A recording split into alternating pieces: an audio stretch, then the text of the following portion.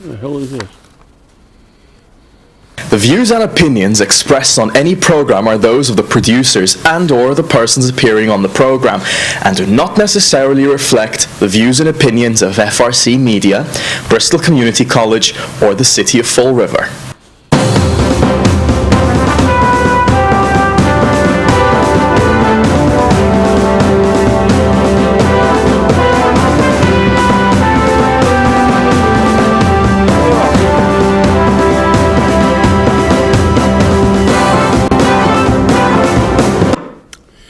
Well, hello. Welcome to Spindle City Straight Talk. I'm Chip. And I'm CJ. And it's a Friday. The end of the week. Thank God it's Friday. Oh, thank God in this city. Oh, and the beat goes on. Yes, it does. Amazingly. You know, the first thing I want to talk about is obviously something which is very obvious to our viewers. It's been obvious since last night, is the Dallas shooting. You know, in the early parts of this, I had heard allegations that ISIL or ISIS may be involved. Oh, and for those of our viewers who don't know what ISIS or ISIL stands for, ISIS is for Islamic State in Iraq and Syria, and ISIL is the Islamic State of Iraq and Levitan. So, just so you know how those are referred to. But they blamed it on them, and they finally got one of the shooters before they... I don't want to say execute, but that's what the people are saying, subdued him and he ended up dying, who said that he did this on his own. There is no group. They're just tired of Black Lives situation, and no attention is being paid to the fact that this is a very racist situation. And, when I listen to that, and I listened to this guy's manifesto, or these individuals' manifesto, that they wanted to kill all white people, more particularly white police officers. People wonder why police officers are now hypervigilant. I mean, it's almost crazy, but it seems like we're going back in time to the 1960s when the Black Panthers roamed the earth. And I hate using that term that way, but when the Black Panthers were a political organization that tried to get things done as well. And while I'm not saying that every police officer is wrong, and I'm not saying that every police officer is above a reproach, but many of my friends are police officers, and I'll tell you now, they don't like anything that's going on. But a certain amount of professional paranoia has to take effect where they are protecting themselves. And let's be real, if you're going to enter into a situation, something like Dallas, and the biggest mistake Dallas made was, in order to avoid this type of situation from happening, the Dallas police were ordered to go in without tactical gear. I mean, everyone can be an armchair quarterback, but that didn't help matters at all. I mean, maybe they should have been wearing some, body armor, some bulletproof vests, some equipment to protect themselves a little more. Because remember, it doesn't only have to be bullets. It can be bottles. It can be Molotov cocktails. And this group even said they had IEDs scattered around the area. So it's just hateful, no matter which way you look at it. Well, CJ, you're right, and this is the whole issue, and I'll tell you my issue on this. My problem with this thing is, again, I refer to Teddy Roosevelt's speech on hyphenated Americans a lot, and that's about having Mexican Americans, and when you divide people in by groups, whether it be by nationality or color, it doesn't help the process. Are all black people, are there bad black people? Yes. Are there bad white people? Yes. Are they bad police officers? Yes. Are there bad firefighters? Yes. Are there bad people on the world? Yeah. That's probably why Mark Twain, Samuel Clemens, once said, man is the only animal that can blush and the only one that needs to. Because by nature, we are creatures who hurt each other for profit, sport, where in the animal kingdom they only kill to survive. But you know, when you have some of these groups preaching hate and trying to polarize the people, black lives do matter, white lives do matter, police officers' lives do matter, everybody's life matters. And that's what should happen. We should handle these cases on a case-by-case basis. And we look at the circumstances thoroughly. And if someone needs prosecuting, obviously they should be prosecuted.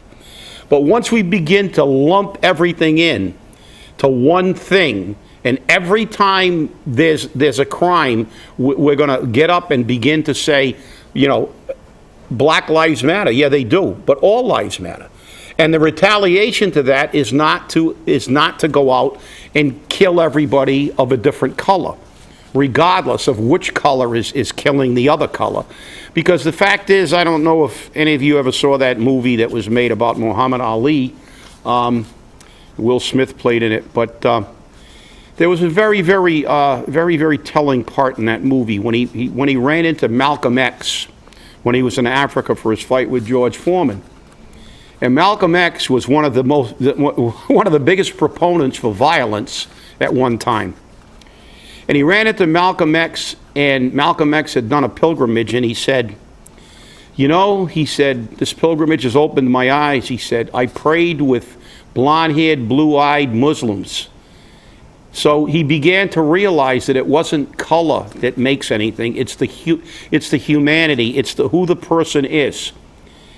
And shortly thereafter, he was killed by black Muslims because he began to actually say, you know, we can't condemn an entire race for, you know, what somebody else does. We can't look. 99% of the police officers on the street trying to do their job, and it's a tough job. And as you said today, with the heightened awareness, they have to be super vigilant. Because remember something, they want to come home at night to their families. They don't want their wives and their children walking behind a procession at a line of duty funeral. So, you know, it's a difficult situation. There's no easy answers. You can't just say, well, it's going to go away. But I think the first step is for people to look and work together. Let's try to look at each case individually, just like we do in other areas. You know, you can't condemn everybody on a disability retirement because you found 2 people who got a disability they didn't deserve. And it's the same with this. We shouldn't be, you know, yeah, you're right. Black lives do matter. And there were white people there demonstrating for Black Lives Matter, and they do. But in my opinion, things like that tend to polarize and galvanize people, and it only increases the possibility of violence, and that's something that we're trying to avoid. And we're trying to, you know, we should be avoiding this kind of violence against any group, whether it's by color, by religion, or anything. There shouldn't be, you know, this country should be united. As Teddy Roosevelt said, no hyphenated Americans. We should be united. We have enough enemies throughout the world without trying to kill each other. And that's all I got to say about that. Yeah, well, the enemies throughout the world, we actually send money to, so let's not get going on that. Well, yeah, well, but, you know, that's I really wish that they would remove the phrases of Black Lives Matter, Police Lives Matter, White Lives Matter. Why don't they just say Human Lives Matter?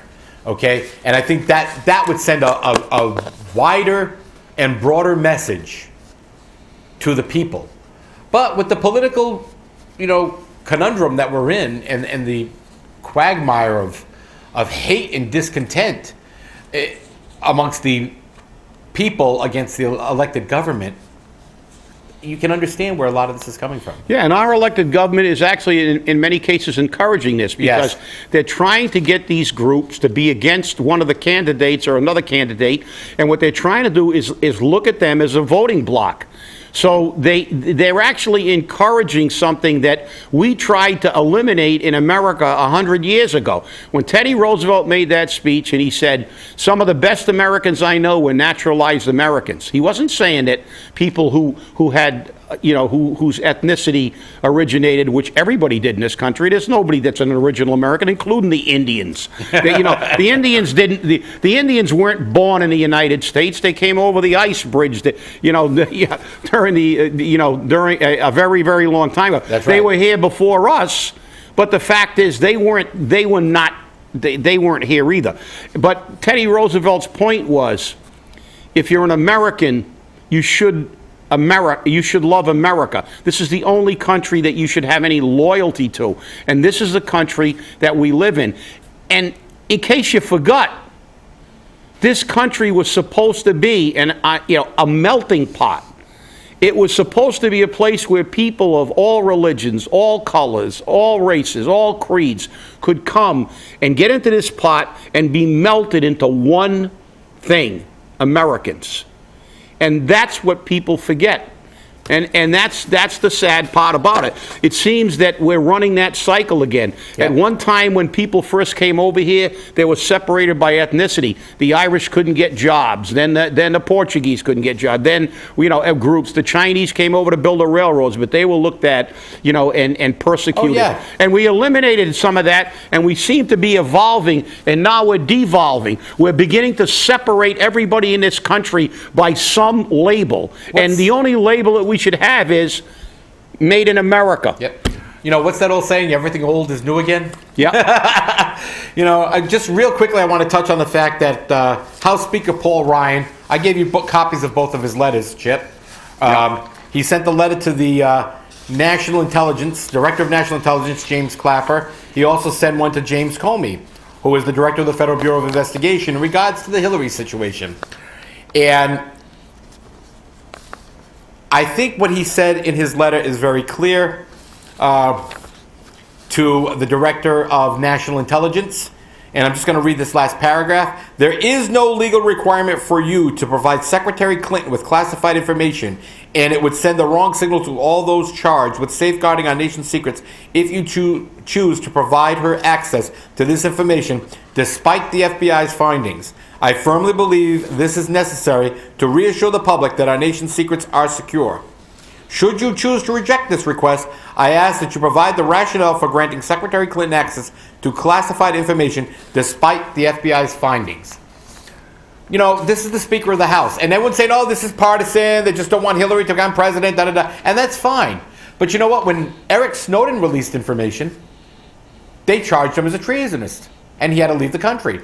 When military personnel released information accidentally, not deliberately, by sending out an email that contained it, they were drummed out of the military. But when the Secretary of State, presidential nominee, is found guilty of gross negligence, which, by the way, is a crime under the law, she's patted on the back and said, don't do that again, and sent on her merry way. Well, this isn't partisan. This is just some basic facts about what's happening. Well, and this is a first presidential nominee that I know, or presumptive nominee, she's not the nominee yet, presumptive nominee who is potentially having her top secret clearance revoked. Well, it's not the law, it's politics. That's right. And the problem is these laws are written with loopholes intentionally to allow things like this to happen. When the FBI director testified, he made it very clear that there's only been one case prosecuted, and nobody else in the world would prosecute this case because it's unwinnable, because the way the law is written, if you do it by mistake and you didn't have any malice or forethought or intent to harm the country, you can't be prosecuted. Well, this is, again, why do we have such, I can understand there are levels of that law. If you knowingly do it, that's treason as far as I'm concerned. But if you do something, even if it's done because of stupidity, they always told me that ignorance was no excuse. Ignorance of the law was not an excuse. The law does provide gross negligence. And there is no need for intent. You don't have to intend it. It's just that you were grossly negligent in handling it. Well, then we need the definition of gross. Right, exactly. And a politician, she maybe had to have maybe 6,000 top secret documents or something like that. So this is the problem. The problem is always the way, if you get 10 lawyers in a room, you can get 10 different opinions. Then everything has to go to the Supreme Court. And when politicians write laws, they're knowingly made. Just like drunk driving laws. Why don't we have, more strict drunk driving laws in this country? Too many politicians go to jail. Well, that's exactly right. Because if you go to, I think drunk driving penalty in Japan is like 10 years. Right. And there's nobody exempt from that penalty. But every legislator, when that comes by their desk, they go, oh crap! If my cousin if I get half popped and get into an accident. I want to make sure that it's not mandatory that I go to jail. Right. And this is the problem. Politicians have always taken care of politicians. What are the two levers? What are the two levers? That's right. And this is one of the problems we have on all levels of government. That, this is a classic example. Here's a woman that's running for president of the United States that had such poor judgment that an unprecedented move. The director of the FBI censured her. Right. And yet the politicians are both, and they're saying, well, it's politics. It is on both sides. They're trying to spin it like, let's forget about it. The Democrats and the Republicans, of course, are jumping on it. And we get away from the fact, as you said, the clear fact is she did it. There's no doubt. The Federal Bureau of Investigation said she had top secret documents on an unprotected email. Right. And that, as far as I'm concerned, is case closed. And as you said, it's just another circumstance of politicians having their own set of rules that they live by. If you did that or I did that, we'd be at minimum fired from our jobs. Exactly. Well, we got a couple of things I want to get to before we end our show. We've got about 10 minutes. Governor Baker. The Democrats, and I'm sorry, I have to make this partisan now, the Democrats decided to slip into the budget because, they got to reach out to their illegal aliens. A clause that allows the director of the Registry of Motor Vehicles, or the registrar, to issue licenses to illegal aliens. God. Okay? And then Governor Baker says, no driver's license if you're in the country illegally. Governor Charlie Baker is asking state lawmakers to make clear that people who are in the U.S. illegally are not eligible for any kind of Massachusetts driver's license. At issue is a state budget provision that would bring Massachusetts into compliance with real IDs, which are required by federal government. A federal program that sets new requirements for driver's licenses and other identification cards. Under the proposed two-tier system. Now, this is a federal one-tier system, but we're going to make it two because we're Massachusetts. Residents could apply for a real ID compliant license or choose a license that's valid for driving but not for federal ID, i.e. a driver's license for an illegal alien. The Republican governor said Thursday he would file an amendment clarifying that neither type of Massachusetts license could be obtained without proof of lawful U.S. residence. Massachusetts is under pressure to begin issuing real ID compliant licenses that eventually be required for all domestic airline flights. So we're going to give illegal aliens real ID compliant licenses, which means you belong in the country legally. So when you show that, you can just move around without a problem. Baloney, not going to happen. Okay? And then you've got the Democrats. And remember, your delegation here in Fall River are all what? They're all Democrats. Okay? So they push this through. Well, what they want to make it so that the roads are safer because people have a driver's license. Yeah, sure. Yeah, that's going to... Look, I don't understand what any politician in this country has with a problem that... with a designation that begins with illegal. And you're a lawmaker. All right? Get your head out of your rectum. If it starts with illegal, you can't give them anything that's legal because they're illegal. They're not supposed to be here. So what do we say? We told people to come to America, come to the melting pot, work hard, create a life for yourself in this new great country, this land of opportunity. Now our motto is, jump the fence, come in illegally, hide for a little while, then go get a driver's license, and then we'll forgive you and let you come in while somebody else's relative is still trying to get in legally. No, I'm sorry. I'm sorry. If they're illegal, it means illegal. So if I'm an illegal murderer, do I get a special license? Can I get a license if I murder somebody? That's illegal. Well, if it's illegal, it's illegal.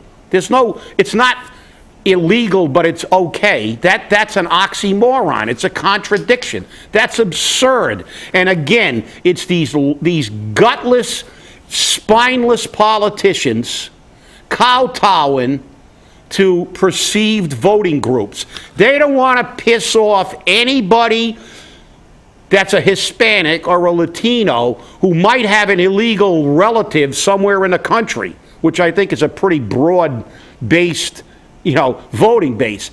That's the bottom line. These people don't give two craps about what it's doing to this country, what it's done to the basic fundamentals of this country. Come here legally and create a new life. It undermines the very foundation of this nation. These people should be ashamed of themselves to call themselves lawmakers. What the hell good's a law? You just said that these people are not complying with our law, so you're going to reward them?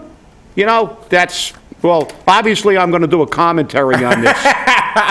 Well, I'll tell you now, it just gets better and better, because remember, these are the same people that get welfare, food stamps, and everything else from us, even though they're illegal, because we got to support them. No, we don't have to do anything, all right? And, to move on again, the Herald News' view on launch Fall River's homegrown branding campaign. I can't beat this up enough, okay? We've already got a failed branding campaign.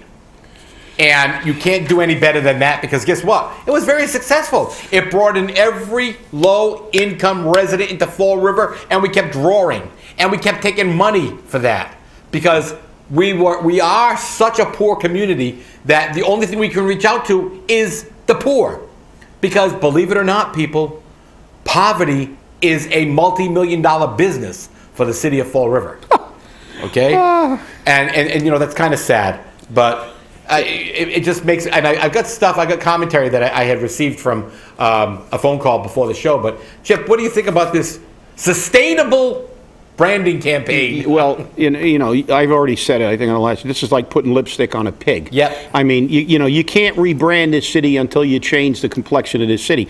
I mean, this is from the article. Fall River is no stranger to branding and marketing.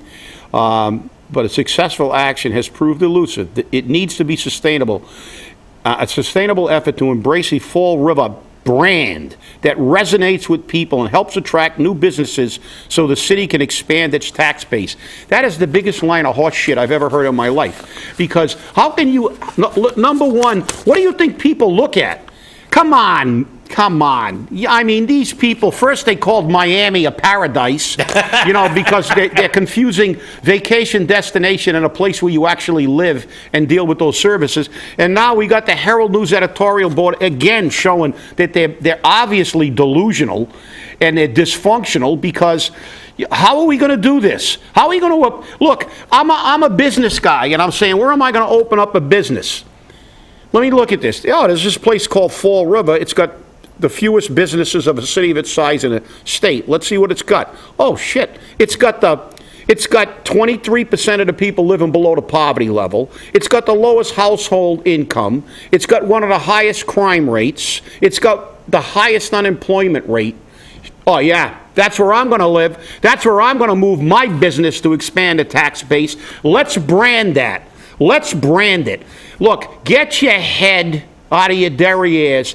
Look at the USA study. Look what it took into consideration. It took into consideration things like crime, things like unemployment, the things that businesses look at. It's not a coincidence that Fall River has the lowest amount of businesses, because we're at the bottom of the 10 cities of our size.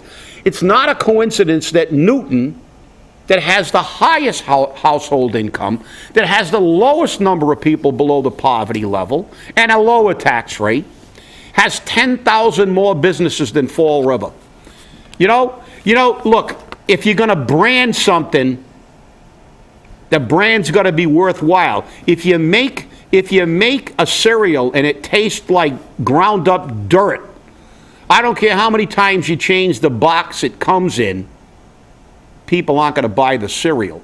The fact is, Fall River has numerous problems, and rather than rebranding it, we have to retool our city.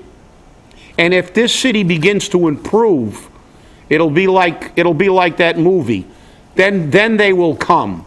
When you begin to see us bringing back working people into this community by holding down tax rates and living expenses, rather than people coming in for subsidized housing, when we stop building housing, they just had to turn the subsidized housing over to a college to make dorms because they couldn't get rid of market rate housing. Oh, that was Lowell. We're not gonna, Lowell. We're not, which is like Fall River's twin almost. So there we go again. But they have more money than we do. Again, they're trying to spin this myth so everybody can think that they're doing something when they're not addressing the real problem. But I got to get to one thing, the real estate issue. We hired a real estate company, paid them $25,000, and they did nothing, and I think we paid them. I know there's an investigation going on.